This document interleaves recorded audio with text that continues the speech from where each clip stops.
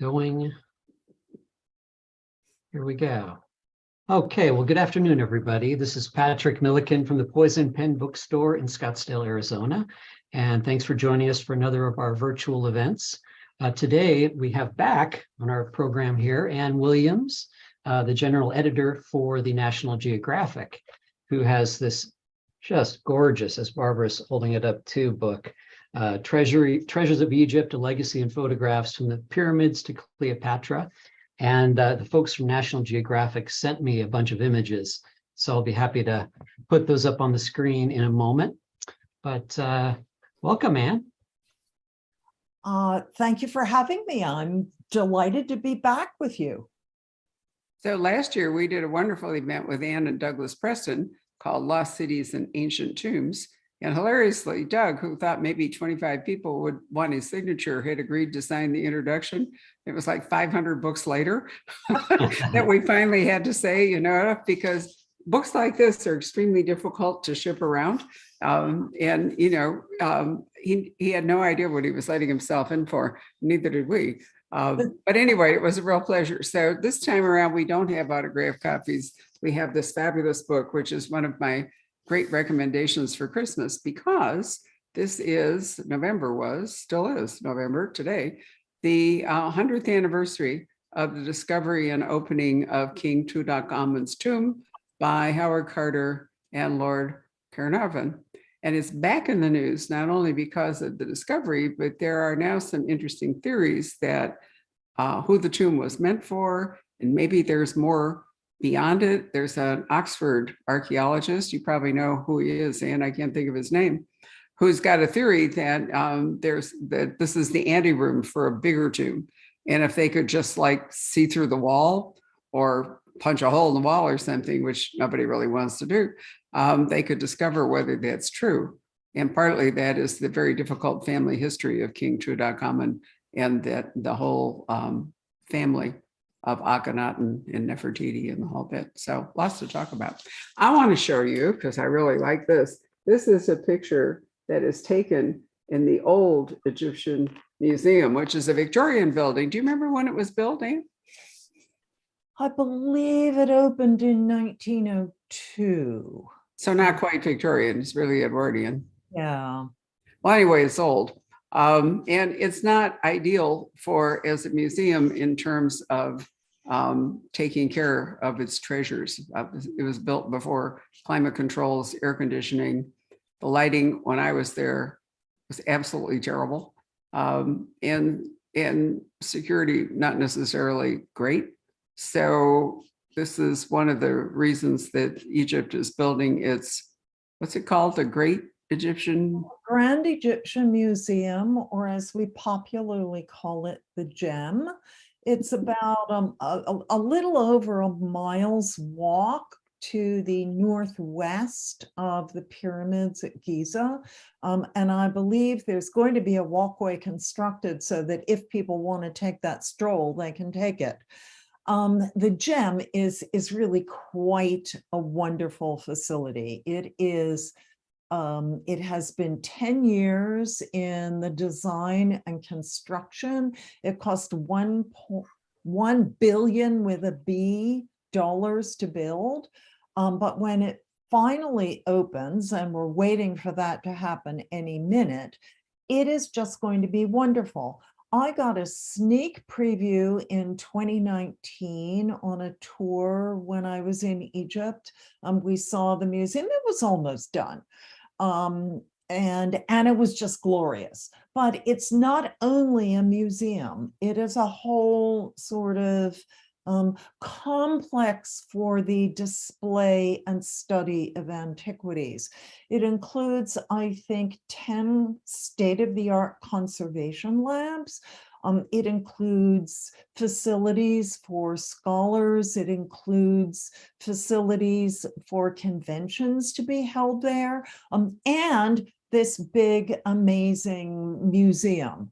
And so it is just, we are just all waiting for it to open, putting it on our bucket list, saying, I hope the next time I go to Egypt, this thing will be open.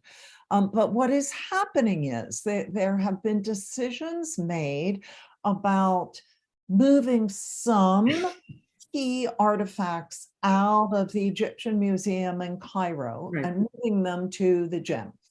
And that includes, but is not limited to, all of King Tutankhamun's stuff. Right. And King Tut's stuff, I mean, some of it was on display at the Downtown Museum in Cairo. I know there used to be a textile museum near the Khan el Khalili, the big market in the downtown old part of Cairo. And I know for sure Tut's clean linen underwear were in that museum because I saw them there. I know also that there are a lot of things in storage. And so one of the wonderful things about the gem is that there are galleries that have been purposely designed and constructed to put together all of King Tutankhamun's stuff, all the more than 5,000 items from his tomb, to reunite those things for the first time in 100 years. They will all be brought together in those galleries in the new museum. So that's just one of the wonderful things that's going to happen.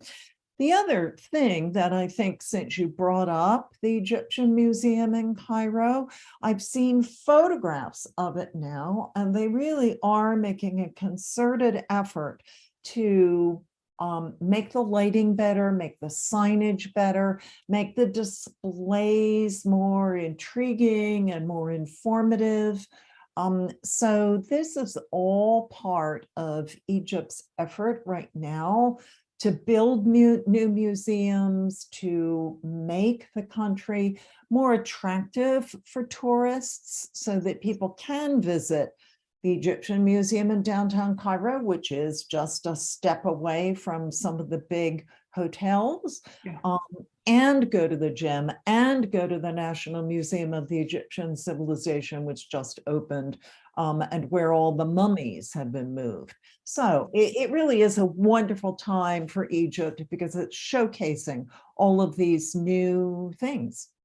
Well, it also is highlighting the fact that Egyptians are finally taking charge of their own archaeology and their own museumology, which, was not the case. Carnarvon was British, and, many of the archaeologists that given us the Egypt that we think of, I mean, most of them were not Egyptian.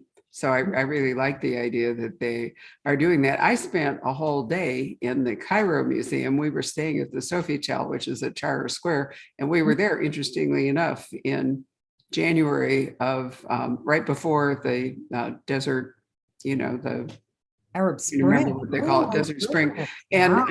I had broken a bone in my leg. So while everybody else went to Giza and Saqqara, where I had already been, and which I knew I couldn't walk, I was able to, with the hotel's assistance, get to the museum in Cairo, which is very close to Tahrir Square, and spend an entire day there. And I was absolutely fascinated. But then I have to tell you, Ann, that as a person who was addicted to Elizabeth Peters' amazing Amelia Peabody series, I think any fan of historical mystery probably has read the Amelia Peabodys, which are based upon an actual, I can't think of her name at the moment, but an actual British archaeologist or woman anyway, who traveled in Egypt. And so seeing it all was amazing. And Akhenaten, the statues of him were not with the King Tut, which was up on the second floor in the front and had, I have to tell you, really terrible lighting, and it was all dusty. But it would be nice if that whole sort of family could be grouped together in the new museum so that there was some continuity, in it. But we're here to talk about the whole thing. So Patrick, what images have you got that you would like to display that Ann could discuss? Because we're talking about generations, millennia actually, and this wonderful book does not stint on taking you from 3000 or earlier BC down to the reign of, it ends with Cleopatra, which of course is when Ptolemaic Egypt came to an end and Rome took over.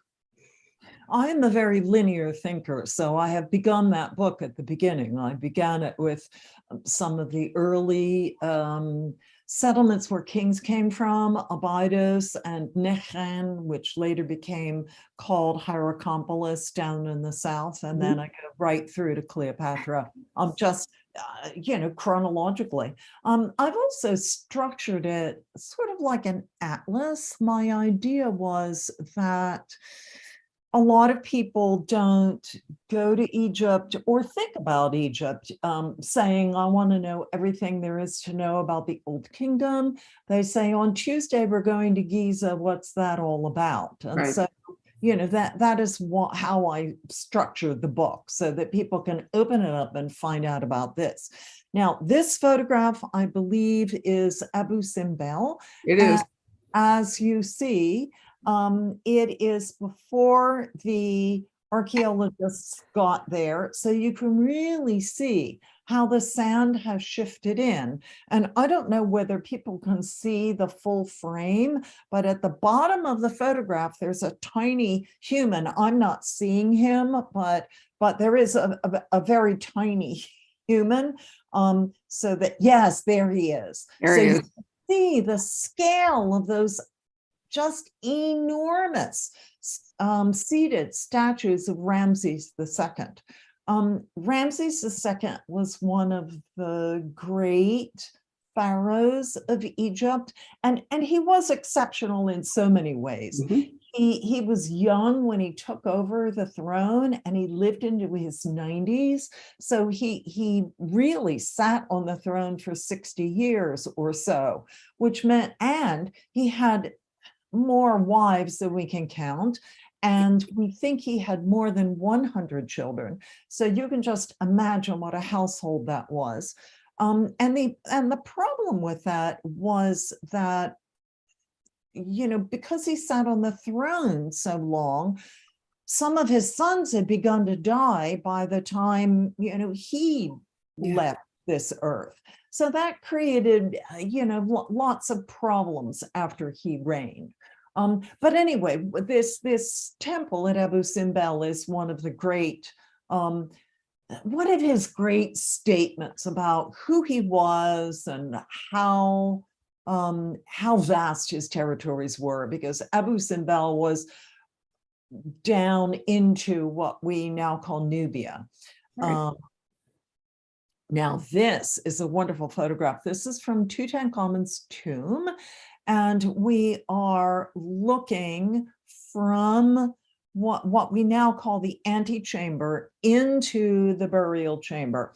So you see there is still some of that mud sealing the entrance to the burial chamber.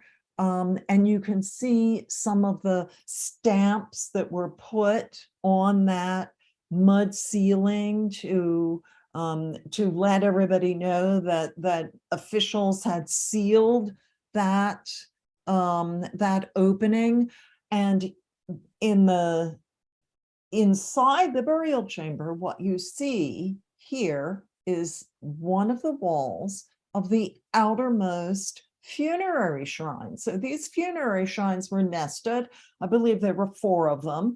And from there, you get to that famous photograph of Howard Carter kneeling in front of one of those shrines, and there is rope wrapped around one of the handle that closes it, and that rope is sealed with another official seal. And that was the moment when Howard Carter was able to say, aha, this is an untouched burial. When we get into here, we are going to find King Tut in whatever state he is after 3,000 years. And here we see on the outside in the antechamber, guarding the doorway, we see 2 guardian statues, which are very cool. So They are very cool. I have a photo on my phone, which I found, which I was just, I'll show it to you. I have a couple of photos of what it looks like right now. Sorry, my dog. It's the dogs that just come home. Beg your pardon. Oh, that's a beautiful picture. And is that That's Now, phylae. I believe this is the temple at Philae. Yeah. And this was a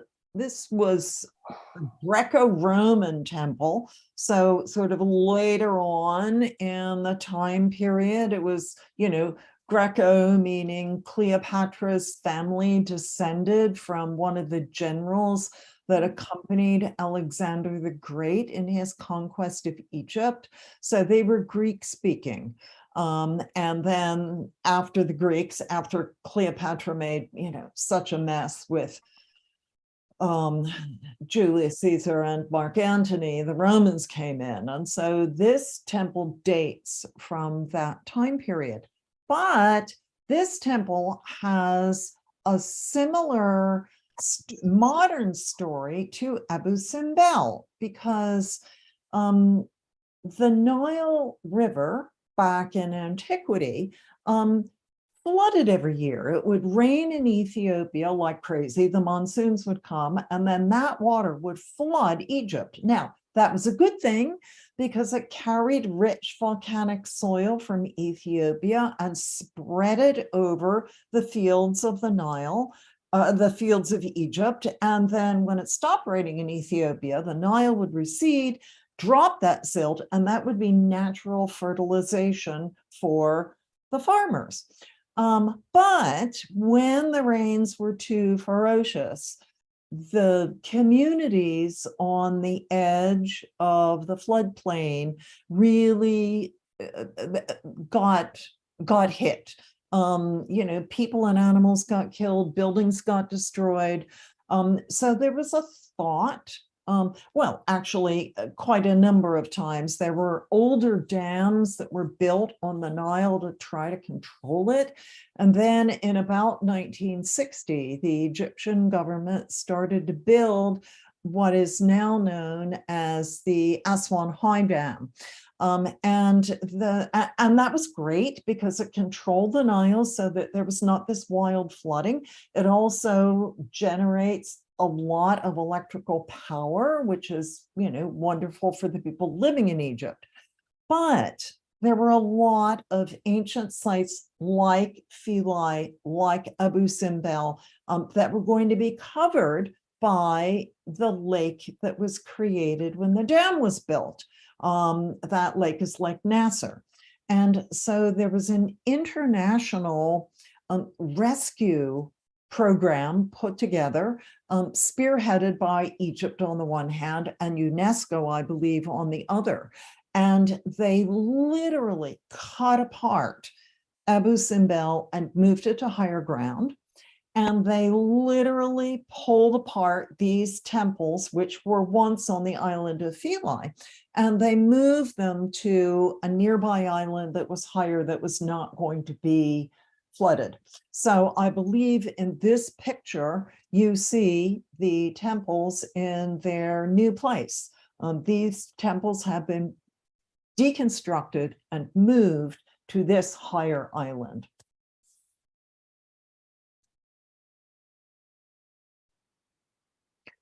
Oh, this. Wait, could you go back, Patrick, for a minute? I'm sorry, I didn't realize I had muted myself because the dogs were shrieking. If you go back to the top of that photograph, that is the Aswan High Dam, that kind of brown line that goes across there. And to visit this island, you sail from over there you can see their boats, and you sail around the island. I mean, you land, you can see the landing place, but it's really interesting to circumnavigate this island and see these tombs or temples from different aspects. And there's a small one, different from the big one, that really is interesting with stuff inside it. But we also have the Temple of Dendur in the Metropolitan Museum of Art, which, was raised by all this. That was part of the deal. I believe the Met got that temple. They did. Because it was going to be, one of the things that was going to be flooded. Yeah.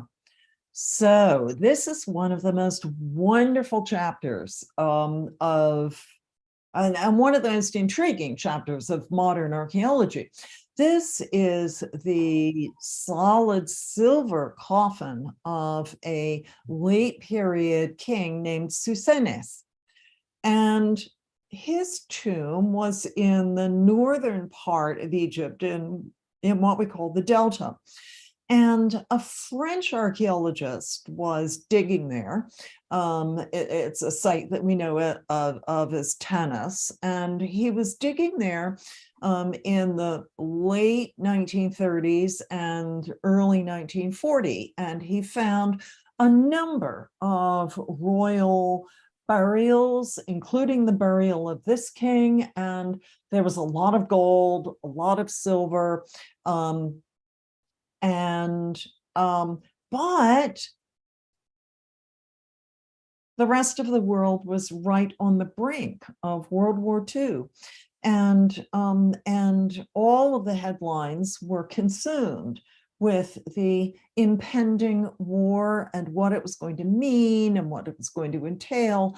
And this discovery was just not really covered at all. And so a lot of people who are not in the business of Egyptology don't know about this king and don't know about this fabulous coffin and this really quite wonderful treasure that was found in the tomb of this king.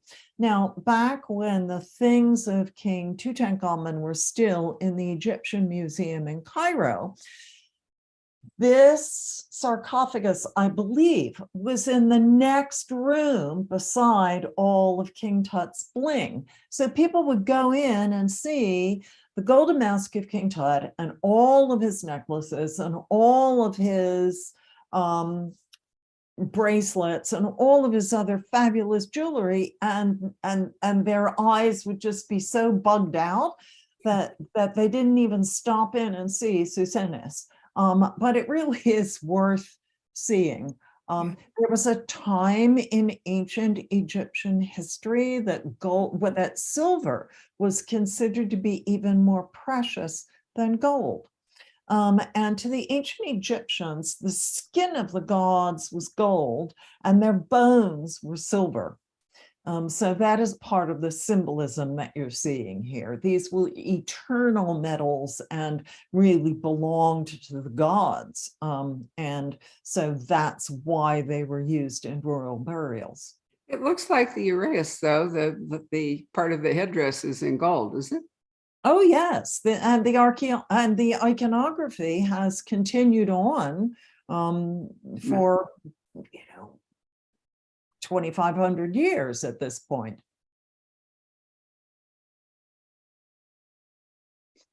Oh, this is so wonderful too. This is the new museum in Alexandria, and it really is quite wonderful. I was there about a month ago, and just, I've been there a number of times before, and I just stood there again, loving this building all over again. So, the story of Alexandria was that it was founded by Alexander the Great after his conquest of Egypt. And then the city of Alexandria grew to be just a wonderful, interesting, cosmopolitan center of trade and learning and scholarship and culture. And there was a very famous library there that was filled with, it was a repository of all of the learning that could be gathered at that time period.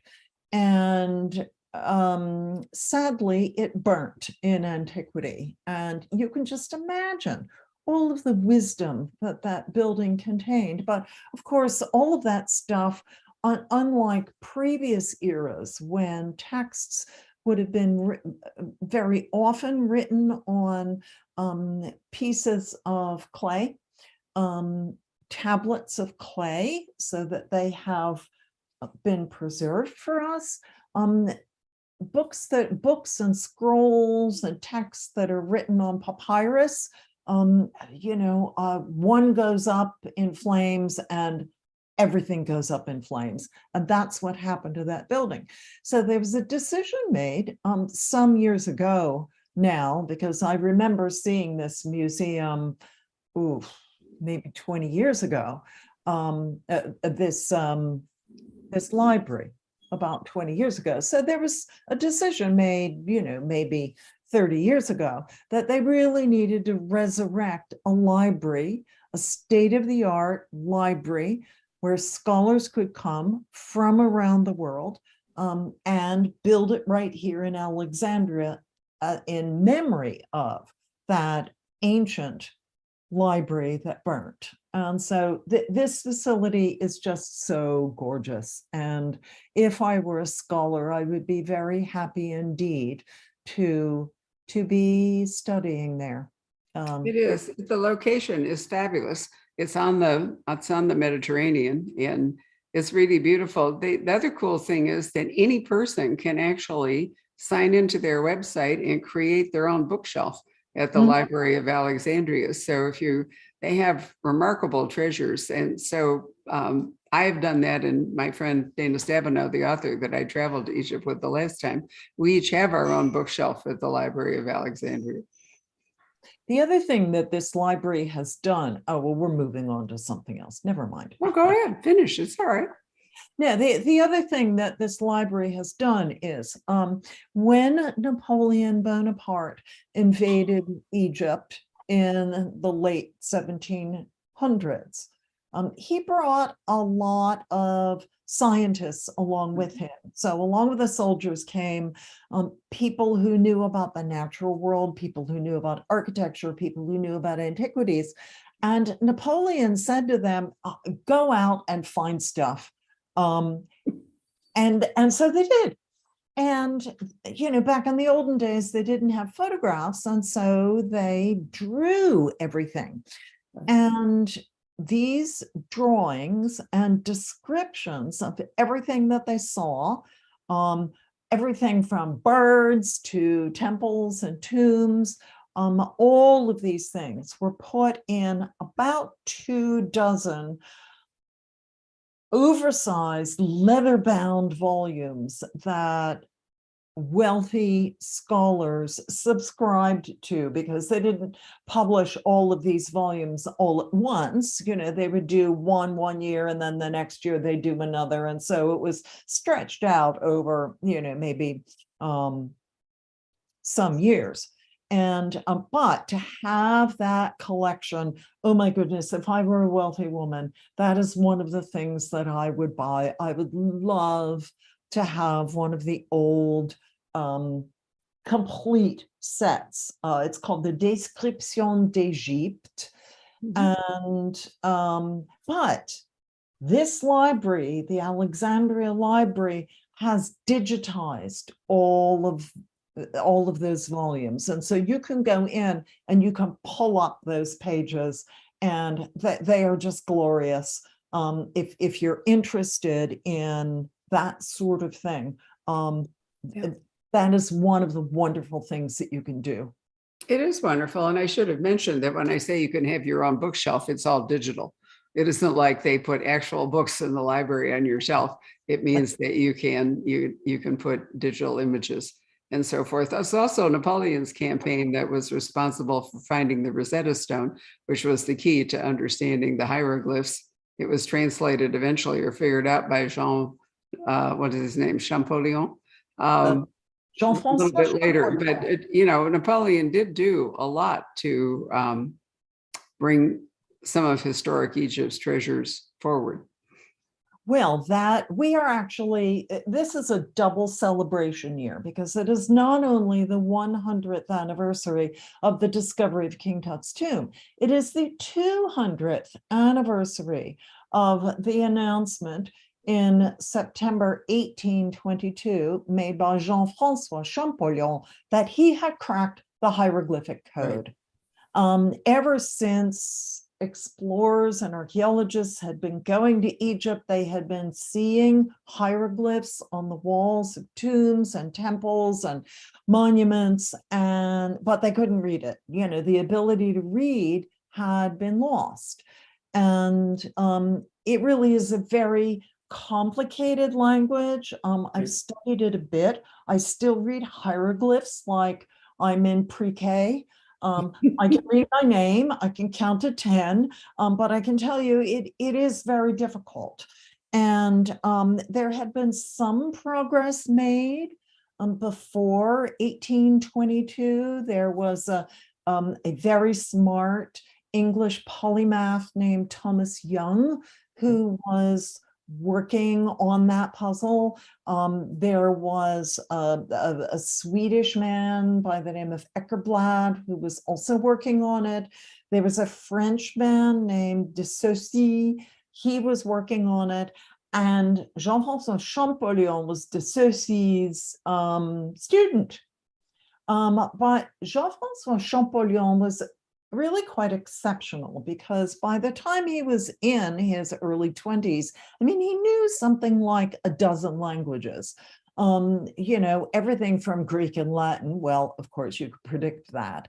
But, you know, Hebrew and Aramaic and Akkadian cuneiform, I mean, you know, and so he really had a sense of how languages functioned and the bits of languages and how they fit together. And he was the one who really understood how hieroglyphs functioned, that it's really very complicated. A sign can actually be what it is. You know, in other words, you see a sign and it looks like a bull and it does mean bull. But that sign has a pronunciation value. I think it's ka. And so that can be combined with other images, other hieroglyphs.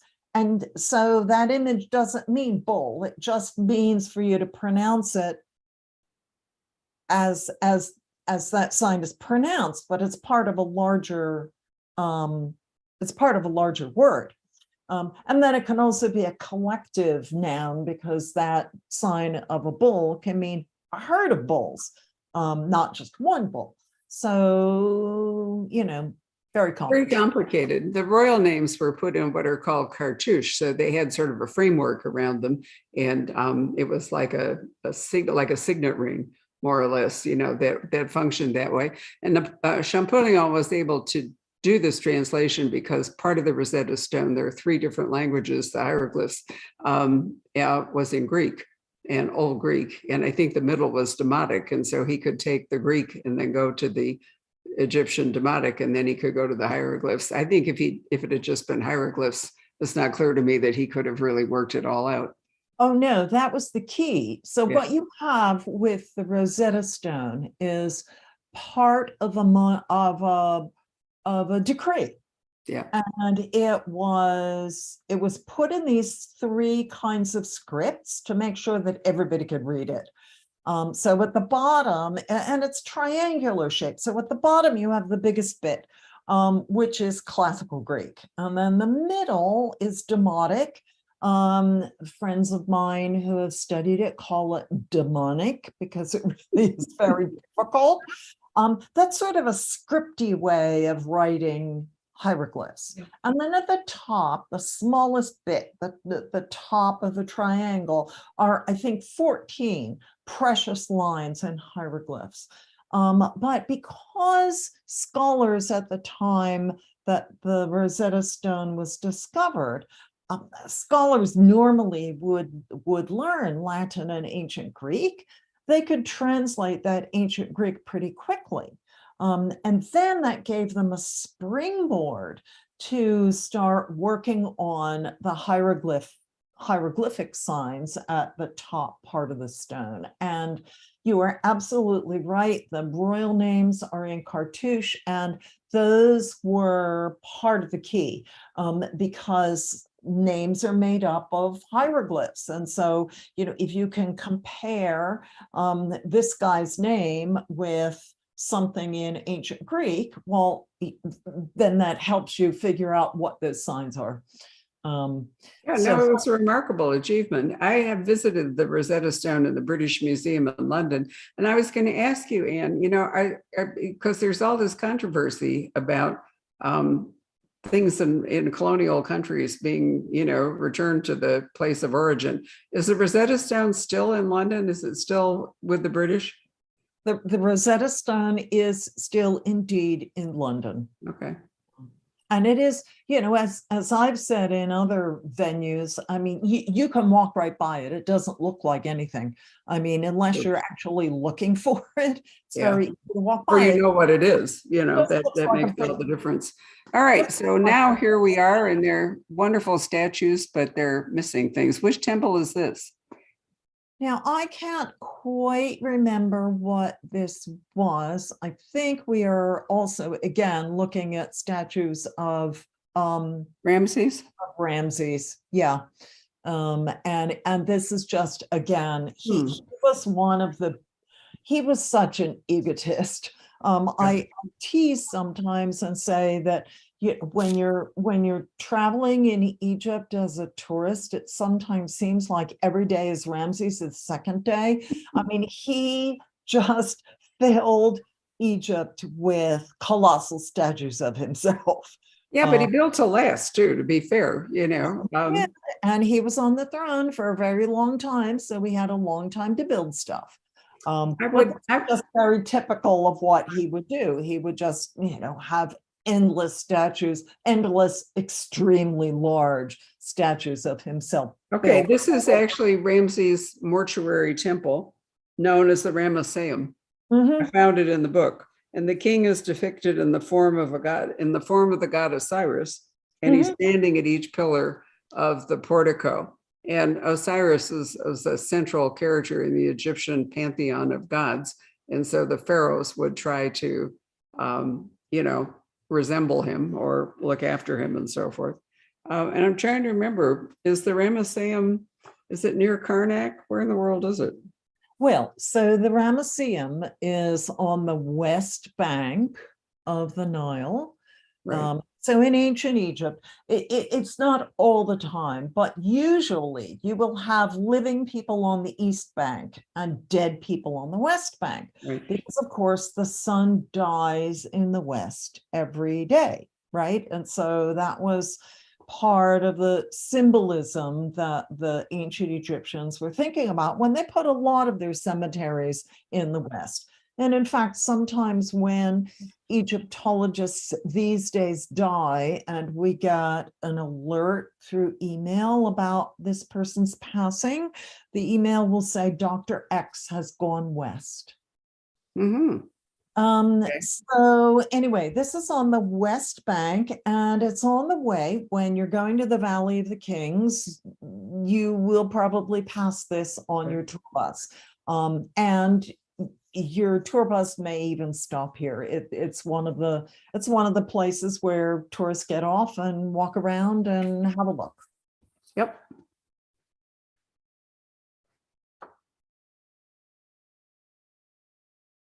Ooh, I don't remember where this is. Help me. Interesting faces. It might be Karnak. It might be the big temple in the actual city, but I can't remember for sure. But you can see the lotus represented on top of the pyramid. The capital of the pyramid before you get to the image is the lotus, I believe. Well, and this looks to me like Hathor because she has those little cow ears. And so that was, she very often appears at the top of columns. Carry on, Peter. There we go. Ah, we're inside a tomb now. Well. Oh, I love this one. This is one of my favorites. This is one of the very typical images of what is called the heretic rule of Akhenaten. Right. So we are in what is called the New Kingdom.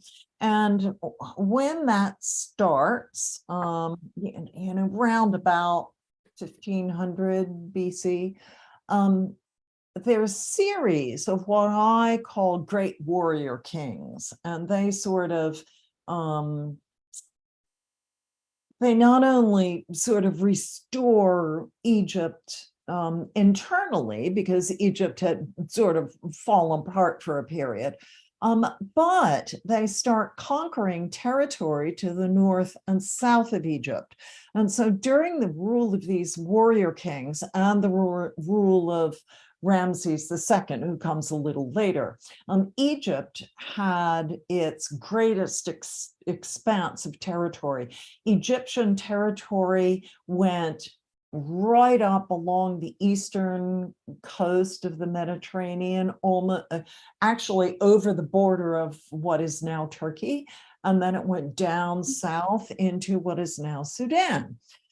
But Amenhotep III was one of the great warrior kings and one of the great pharaohs in the entire 3,000-year sweep of pharaonic history.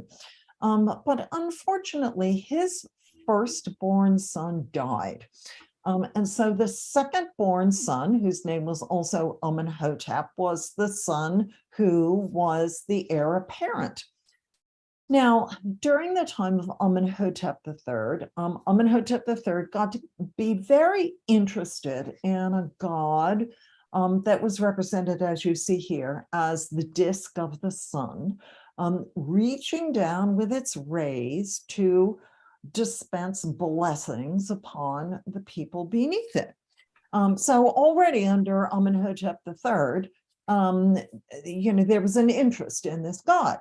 Well, so Amenhotep III dies, and his son Amenhotep became Amenhotep IV, and he takes the throne, and he does, some things that are kind of normal.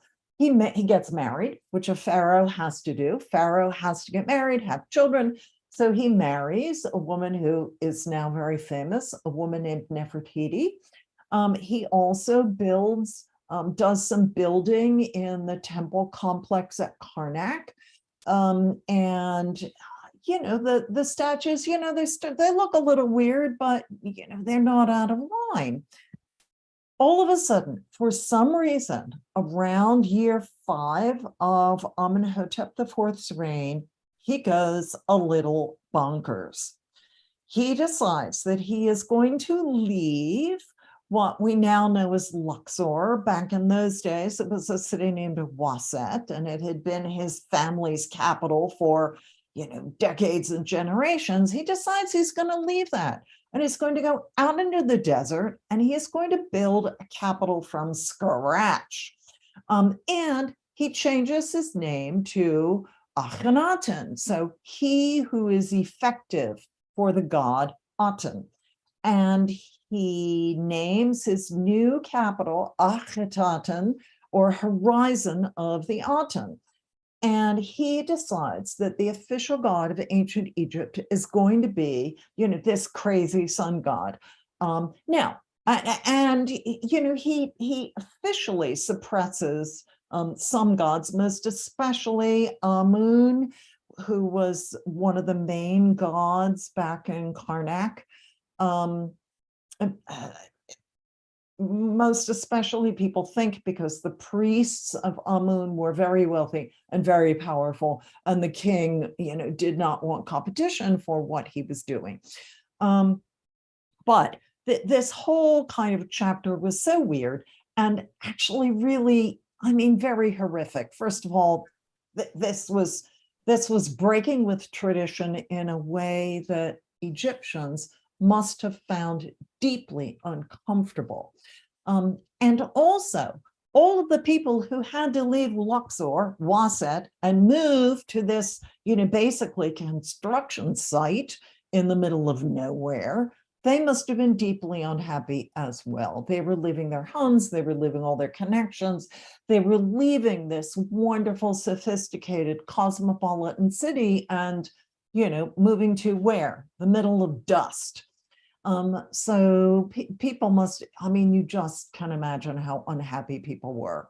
But Akhenaten, worshipped the Aten, and, here he is, and the sun god is pouring its blessings down upon people. Hear him in this relief. Now, as soon as Akhenaten drops dead, people start leaving Akhenaten. It was just, it was in the middle of nowhere. And they moved back to Waset, what we now know as Luxor. Now, the interesting thing about this is that in order to build that capital super fast, Akhenaten commanded that stones be cut in a much smaller size than they had traditionally been cut before. So his stones weigh about 120 pounds, and we call them talatat, and they only come from his reign. If you find a stone that is, in that size, 120 pounds, that's a talatat. And what went up so quickly also came down very quickly. So stone being very useful and very expensive and very valuable. As soon as that city was abandoned, people started to come in and take that stone away and use it for other stuff. And so it's not only the shape of those blocks, but those blocks very often had reliefs on them. And you can see, this art is a little weird. I mean, you look at this and, if you know ancient Egyptian art, you know that this is from Akhenaten's time period, because the art is just so weird. And so when you find these talatat blocks in some other place, you know that they belong to Akhenaten because the art is so weird too. And so one of the things that modern Egyptologists do is that they gather all of these talatat now from all of these many places where they've ended up, and they try to put together, it's like putting together pieces of broken pottery. They try to put together these reliefs that have been broken apart by people who took the stones and used them willy-nilly in other places. So some blocks have been joined and some bits of relief have come to light. But anyway, that is the portraiture is fascinating, I think, and you can see it in statues of Akhenaten, but he has a face, he has a very long nose and chin, and he really looks kind of Ethiopian and, rather than Egyptian. And he usually has this kind of pot belly. The way they drew it, there's often a kind of stomach for him that I find really interesting. I just saw a picture of Tutankhamun and his wife Akhenaten, and they both look like that. And I don't know, was that just that period, Anne, where they did that very, sort of Nubian look?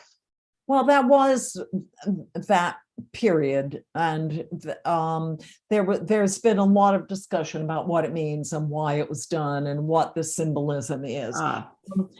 Right. So here I found a photo. I think you can, no, you can't see it because I forgot that's on the screen. But there's a beautiful photograph in the book of Tutankhamun and Ankhesenamun. And you can see that kind of belly thing and even the longer nose. So there's some thought that maybe there was, in fact, African ancestry in this family because of their physiognomy, or maybe it was just the way the artist looked. But we should also mention that Tutankhamun was actually Tutankhaten until his father died, and they decided to abandon the new religion and go back to the old one. Well, there is that too. I was also going to mention that when the early Egyptologists started to see images like we see on the screen here, they thought that Akhenaten was actually female. Because he was very fleshy, like a woman, right? Yeah. And it was a German archaeologist who figured out, I think it was Lepsius who figured out that, no, this is a guy. But yes, Tutankhamun was born probably in Akhenaten, and his name was Tutankhaten, so living image of the Aten. And some people think that Tutankhamun's father was Akhenaten. Some people are not so sure. Right. It's another part of great discussion among Egyptologists. But whatever however that discussion runs, Akhenaten was clearly, closely related to Tutankhamun, and Tutankhamun was probably born in Akhenaten.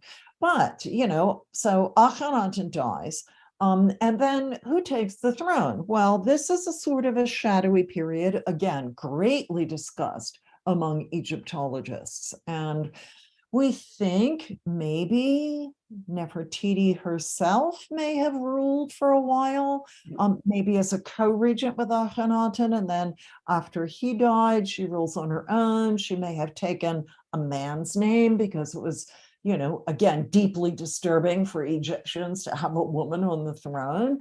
And then there was this shadowy person named Smenkhare, and, he's maybe was part of this family, and how does he fit in? We don't know.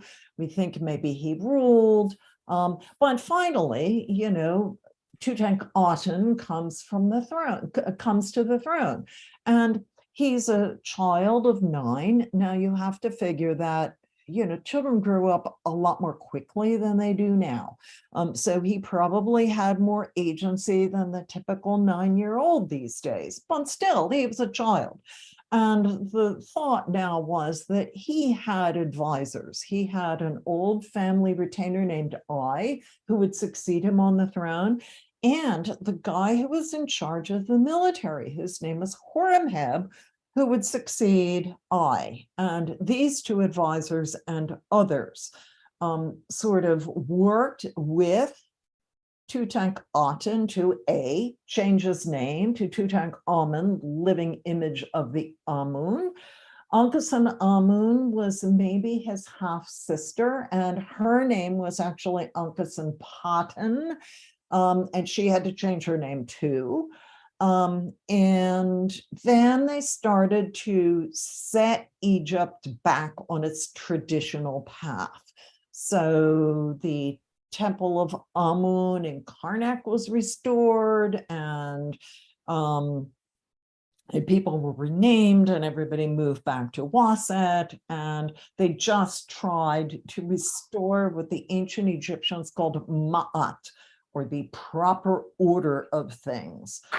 And so, although King Tut did not rule for that long, I think he's one of the most pivotal figures in all of ancient Egyptian history. Oh, these are the colossi of Memnon. So this is another, these are, I believe, statues of Amenhotep III. You will pass them on your way to the Valley of the Kings. And in fact, as I very often tell people, when you pass them, if you're on the proper side of the tour bus, get out your camera, because that's one of the best times to take a photograph of these statues. And what you see are the hot air balloons that go off at dawn and take you over areas around the Valley of the Kings. A quick personal story. So I was very lucky. I got sent to Egypt on a number of occasions for work by National Geographic. And I would sit in my hotel in Luxor in the morning at breakfast, super early, and watch these balloons in the sky, thinking to myself, one of these days, I want to come back and take a balloon ride. And so my husband and I were very lucky. In 2012, I think it was, a year after Arab Spring, we went back as tourists, and we had an opportunity to sign up for a hot air balloon ride, and I did get to float over the landscape in the hot air balloon. So, put stuff on your bucket list and make it happen.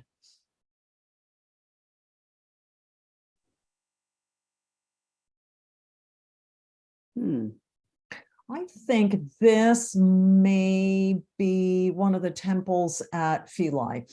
That's what it looks like to me. And again, you can see how these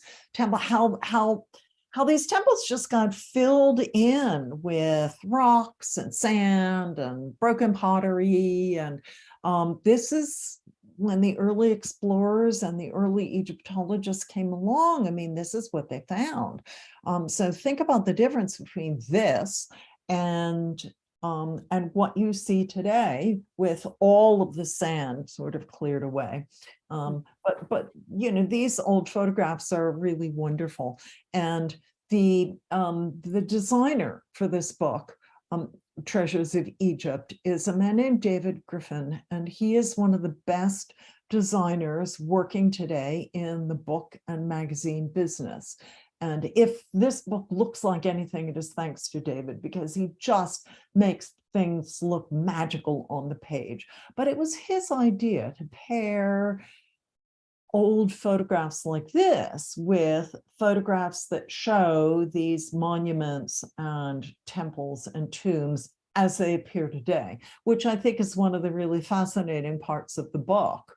We tried to do that in every chapter to give you at least one spread where you see an old photograph like this and what it looks like today. And we are very grateful for your record, because I have read that because of climate change and increasing humidity in Egypt, the climate that preserves so much of this is changing. And therefore, you know, they're making a replica of the tomb of Hatshepsut's temple, for example, because between the tourists and the climate change, the temple is beginning to really suffer. And just like the caves at Lascaux, they're going to make a facsimile, and that will be what tourists get to go to. And so I'm grateful for all these photographs, because some of this may not survive. Yeah. This is, do you have a tag on this? What is this? It is, I'm trying to think, I've been there, because it certainly looks familiar. It's a, you know, obviously, I think it's the temple at Karnak. I think it's the entrance to it. I don't know. The photographs aren't labeled, unfortunately. They're just Right. But here, well, okay, so this is whatever temple this is. I think it's perhaps not Karnak, because I don't see the line of sphinxes going up to it. But anyway, this is very typical of temples, most especially from the New Kingdom. You have this monumental gateway, which we call a pylon. But it really does make a statement about the building or the complex that you are going to enter through this gateway. Okay, this is Ramses. This is the entrance to Ramses II mortuary temple at Medinet Habu. Oh, this is Medinet Habu. Yeah. Yep, because I found the photo, right. Yep, and those gates were oftentimes, those are the things that survive, those amazing pylons that led you into things. Yeah. Well, when I was first studying Egyptology, you know, people would talk about pylons, and I would think to myself, what are they? Well, this is what they are. And there, of course, is the Sphinx with people in front of it. Yeah. So again, this is one of the old photographs that David Griffin pulled out. Unless you are on a special tour, you can't get that close to the Sphinx these days. There's a gallery that's been built around it, and you're sort of standing up on a walkway, looking at it from afar. But on the Giza Plateau, you can have a camel ride. That's one of the things, and I did it, and I have my photograph taken on the camel. So you can do that there at Giza. Right. So that's the Great Pyramid behind it, and I should mention that the pyramids and the Sphinx are built on what's called the Giza Plateau, which is west of Cairo. But the reason they're on the plateau was because of what Ann mentioned earlier, the Nile flooding. They had to build them where the river, you know, at a height in which the river flooding wouldn't ruin them. And so, you know, you have to go up to them. I mean, they're still on a plateau. And one of the great pleasures in going to West Cairo is to stay at the Mina House Hotel, which was a hunting lodge. And if you're sitting in the right place in your balcony, and drinking your coffee when the sun comes up, the Great Pyramid will rise up right in front of you. It's really gorgeous. And then the museum that Anne mentioned, the Grand Egyptian Museum, is going to be behind that Great Pyramid, and you can walk to it from Mina House and from the plateau. So that's where it all starts. Unfortunately, the airport at Cairo is in East Cairo, and the hard part is to get from the airport across Cairo, which is one of the biggest and most congested cities in the world. And I think they are considering an underground, or they've already built to some degree, an underground tunnel or something for the road to try to get around, the incredible congestion in Cairo to get out to Giza. I was just there a month ago, and there is, instead of the old Pyramids Road, which took Horrible. Forever, it was very interesting, and I always loved it. And I have a soft spot in my heart for the old Pyramid Road. But there's a new expressway to go out to Giza. But one of the really fun things, well, there are a couple of fun things about the Mina House. You can get rooms that give you pyramid views. Right. So you get up in the morning and you fling open your curtains, and there are the pyramids, and you're just inspired for the day. But the other thing is that in the early days of archaeology in Giza, the people who were digging assembled on one of the porches of the Mina House and divvied up the concessions. So they pointed, they said, well, the French are going to dig over here, and the Germans are going to dig here, and the Americans are going to dig here, and that's how they divvied it up. But it was off one of the porches of the Mina House, and they were just looking out into the landscape and saying, well, we'll take this bit over here. It's amazing. Are there any more photos, Patrick? Oh, so this is at Siwa Oasis, and I have never been there. It's on my bucket list. And this is a pool that is known, I think it's the pool of Cleopatra. So the legend has it that she came here to Siwa Oasis and bathed herself in these fabulous oasis waters of the oasis. I think this symbolizes in a larger sense what is going on in the Western Desert. The Western Desert, that whole sort of desert plateau, sits atop a massive aquifer. And that means that there are, I think, 5 places in the middle, literally in the middle of nowhere, in the middle of the Western Desert, where water bubbles up and creates an oasis. And Siwa is one of those places. So you have grapes growing there, you have dates going there.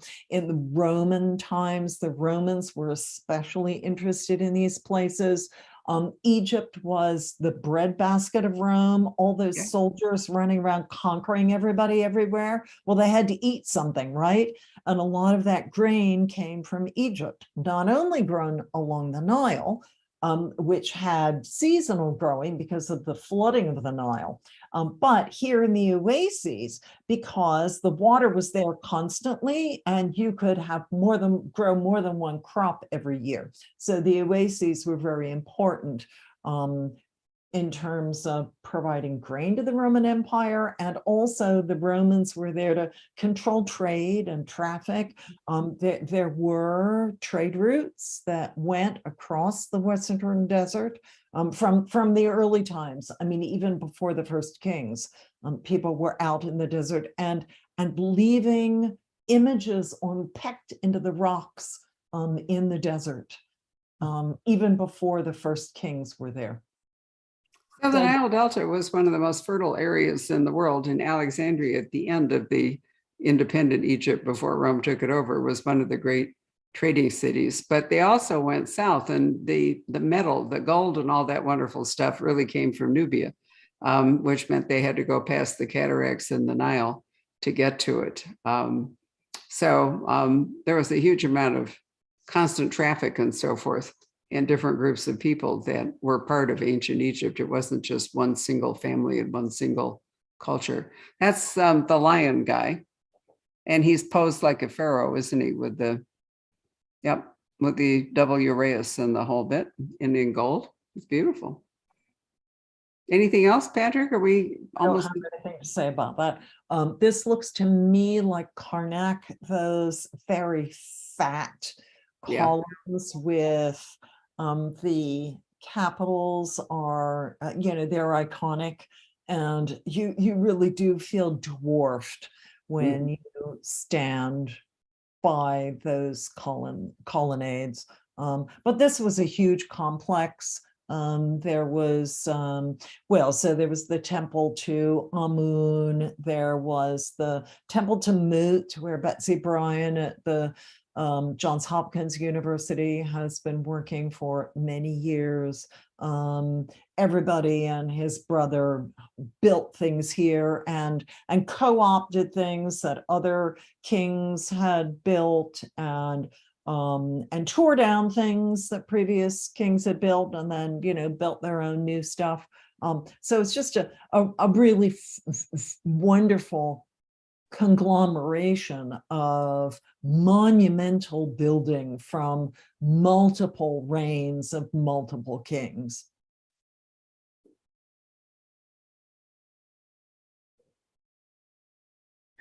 This is, oh gosh, I can't remember what this is either.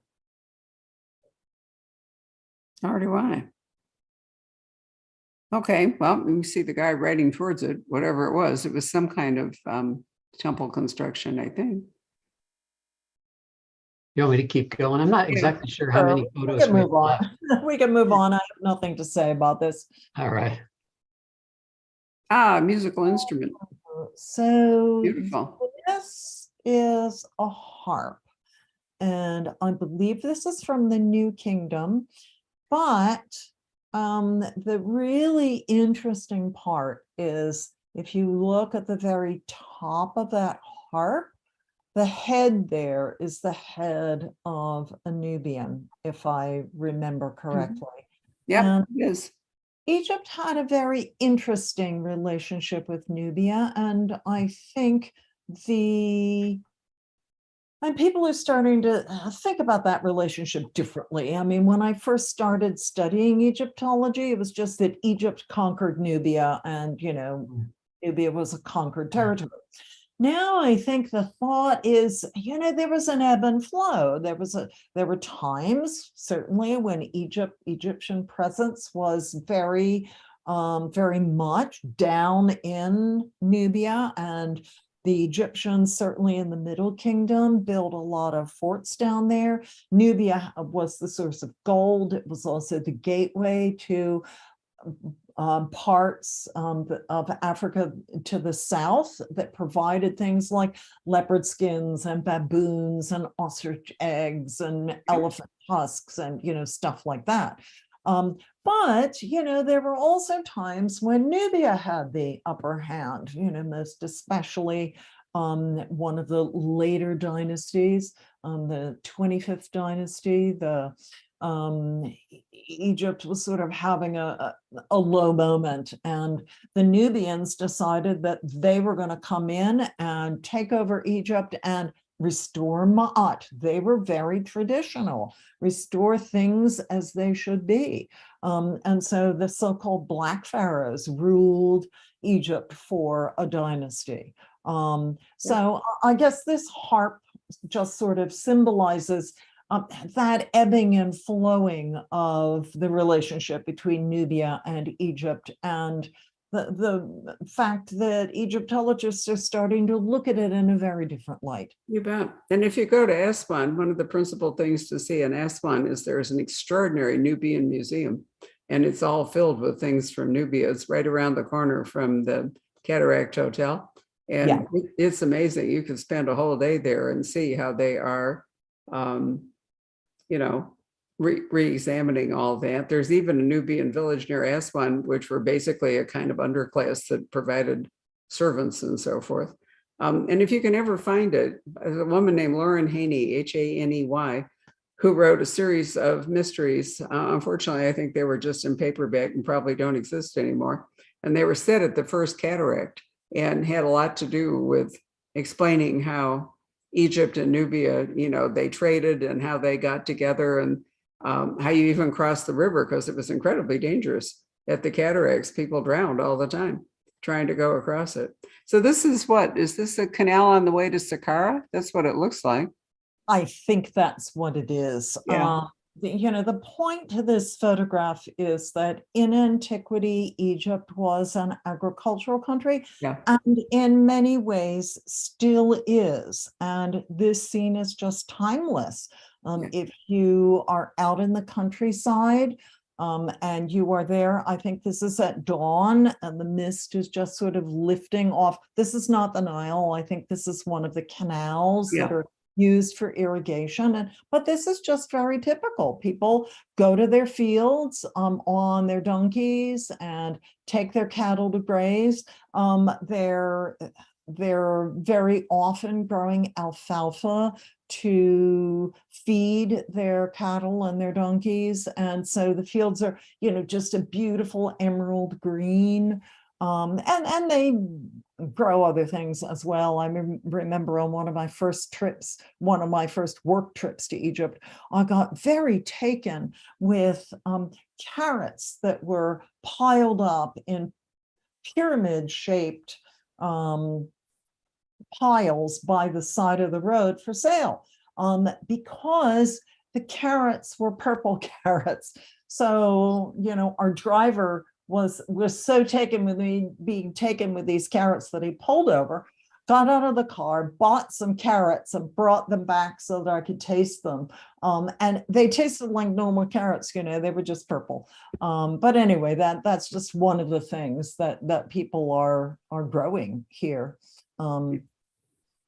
I have read that Lake Marietta, which is up at the Nile Delta, up near Alexandria, at this point in time is only 17% of the area that it occupied in ancient Egypt, when it was really huge. And when Alexander expanded Alexandria, which was just a little fishing village, that there was this huge lake of fresh water not very far from the ocean. And they built a canal between Lake Marietta and the Mediterranean to help shipping, but it's now shrunk a drastic degree. And of course, the Aswan Dam has actually interrupted the natural flow of how the Nile worked. It's also kept the animals from moving back and forth. They can't go through the dam, so the hippopotami and other things are stuck on one side of the dam or the other. So there's some downsides to the Aswan Dam as well as some pluses. This is a boat building deal. And there's a terrific boat out by the big pyramid in Giza, but I suspect it's being moved into Gem, isn't it, Ann? It has been moved to the Gem. That was one of Khufu's funerary boats. Yeah. There were two of them that were discovered, and one of them was reconstructed from more than these boats had been, so these boats were built from cedar planks that had been imported from Lebanon. Cedar is a really wonderful wood. It resists salt water, it resists insects, it's flexible, and you can get really long, straight planks from it. And of course, Egypt doesn't have a lot of forests. It has, some scrubby acacia and some sycamores, that's okay for making small things like pegs. But when you want to build a big royal boat, as we see here, I think this is the tomb of Ti, you need to import wood from Lebanon. And so Khufu had two of these massive boats built and then deconstructed and buried in pits that had been cut into the limestone bedrock of the Giza Plateau. So in 1954, one of those boats was found, and I think reconstruction started in 1957, if I remember correctly. And the man who was doing it was an Egyptian, one of the master restorers. And he was working with more than 1,000 separate pieces. And these planks were very cool because they had holes drilled through them, because these planks were actually sewn together with rope. And then when the water hit them, the ropes would swell and bring the planks flush together, and the boat would be watertight. But anyway, from about the 1960s through, I think it was August 2021, this boat from this pit was on display right near Khufu's pyramid in its own museum. I think it was called the Solar Boat Museum. Yep. It was a wonderful thing to visit. And it was fabulous. But you know, there were issues in climate control, and the decision was made to move that boat to the gem. So it moved to the gem in August 2021, and I think the parts of the boat in the second pit, some of those parts have already been moved to the gem, and the rest of the parts are going to be moved, and then the two boats will be reconstructed and be side by side in the gem. I think that is the plan. Which will be great. Patrick, I realize suddenly it's 4:15. We've gone way over, so maybe we should stop the slideshow. I have a couple of photos I can show you. This is actually how, can I do it without the light shining on it? This is the boat museum. That's how it looked by the pyramids. But I was going to show you, because this is my very favorite photo. This is the view you get from Mina House.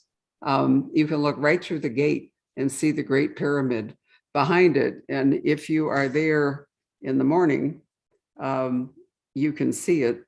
Where is it? Where is my photo of it rising up? And so this is how it looks with this wonderful view of the pyramid, and you can see it through the palm trees and so forth. But I was going to find you, before we quit, I was going to find you what the entrance to King Tut's, because, you know, for all the excitement and all of the glamour and all the rest of it that surrounds King Tut's tomb, in point of fact, it's actually sort of pedestrian to go visit it today. It has this little, there it is, has a little funny sign outside that says Tomb of Tutankhamun. And then you can see there's a couple of, this is how one of the paintings looks inside around the sarcophagi. But the most famous thing inside it is that you can see is this wall of baboons. It's kind of hard to see them with my phone, sorry. But, you know, because it's been emptied, what they've left there is the mummy, isn't it, Anne? Isn't his actual mummy in the tomb? I think it is.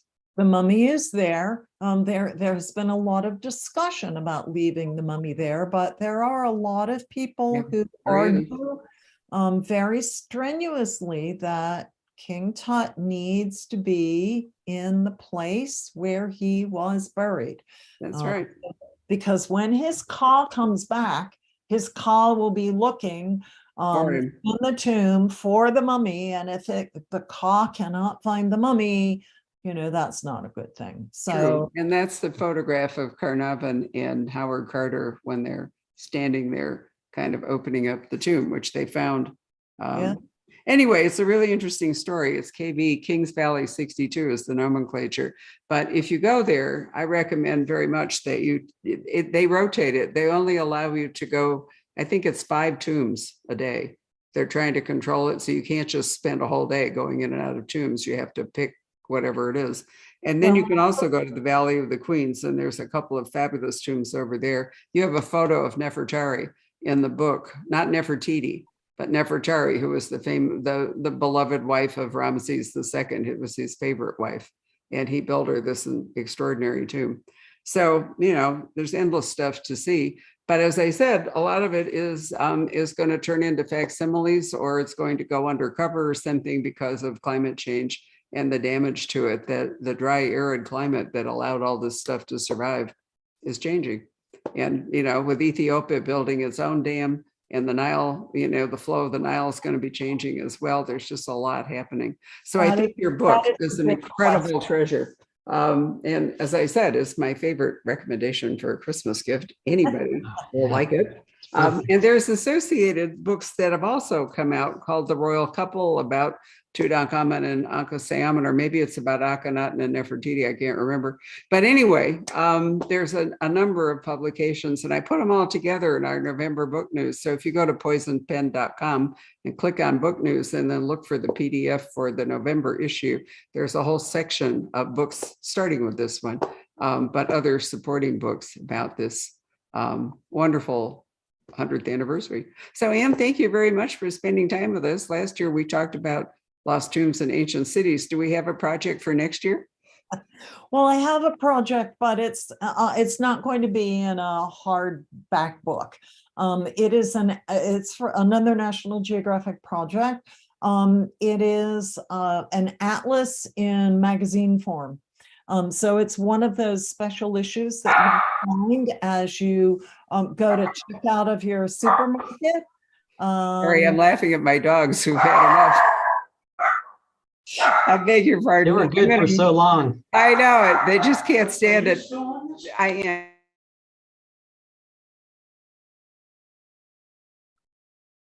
am. It was always a hazard. My library's in the middle of the house. So let me wish you a very, very merry holiday season. Thank you so much, Anne, for spending time with us. And thank you, Patrick. And bye, everybody.